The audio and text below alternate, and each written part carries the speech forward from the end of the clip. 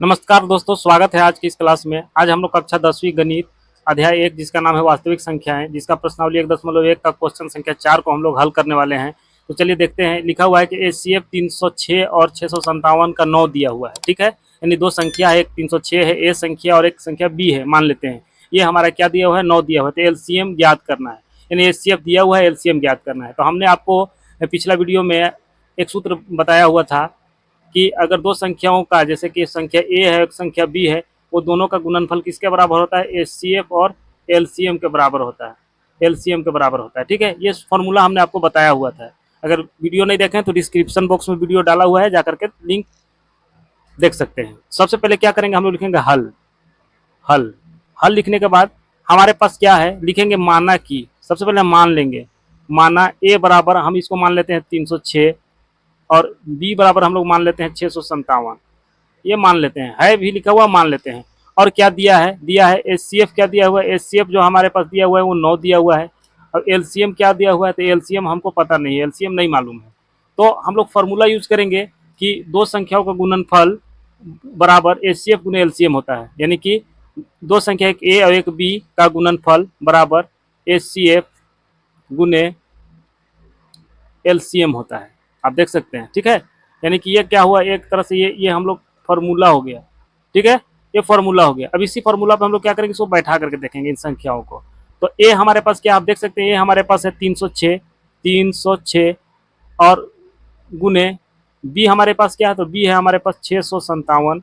ठीक है, बराबर हमारे पास एच सी एफ है, तो एच सी एफ क्या है, 9 है। गुने एलसीएम क्या है, तो एलसीएम पता नहीं है, एलसीएम को ही तो हमको जानकारी लेना है। तो हम लोग लिख सकते हैं एलसीएम के साथ 9 क्या है, गुणांक में है, तो हम लोग एलसीएम बराबर पहले एक बाटा खींचेंगे। और 9 कहाँ जाएगा, चूंकि एलसीएम के साथ 9 गुणांक में, तो नीचे कहाँ जाएगा, भागा में जाएगा। और जो गुणांक में नहीं है एलसीएम के साथ में, वो ऊपर जाएगा। तो हम लोग लिखेंगे 306 गुने 657। इसको काट देंगे, काट देते हैं। आप देख सकते हैं, इसको काटेंगे 3 तिया 9, इसको काटेंगे 3 एकम 3, 3 0 0, 3 दूना के 6। ठीक है, फिर 3 से ही कट जाएगा, तो 3 तियाई 9 और एक आ जाएगा, तो ये हो जाएगा 3 चौके 12। तो इस तरह से हमारे पास क्या आ गया, तो हम लोग लिखेंगे एलसीएम बराबर हमारे पास आ गया 34 गुने 657। इसको आपस में हम लोग गुना करेंगे, जो आएगा वही हमारा एलसीएम हो जाएगा। तो चलिए गुना करके देखते हैं। 657 को गुना करेंगे 34 से। ठीक है, तो क्या हो जाएगा, 7 चौक 28 का हाथ में रहा, 7 चौक 28 के 8 हाथ में रहा 2। ठीक है, 7 5 35 2 37 के साथ हाथ में रहा 3। इसको हम लोग गुना करके देखते हैं। 4 7 28 के 8 हाथ में रहा 2, 4 5 20 और 2 22 के 2 हाथ में रहा 2, 4 6 24 और 2 26। ठीक है, अब इसको हम लोग 3 से गुना करेंगे, तो 3 7 21 के 1 हाथ में रहा 2, 3 5 15 और 2 17 के साथ हाथ में रहा 1, 3 6 18 और 1 19 के 1900।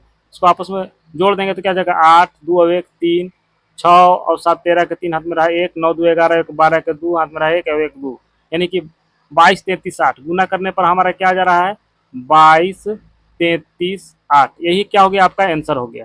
तो अगर वीडियो पसंद आया होगा तो वीडियो को लाइक कर दें, चैनल को सब्सक्राइब कर दें और बेल आइकन को दबा दें, ताकि ऐसा ऐसा वीडियो आपके पास बहुत जल्दी पहुंचे।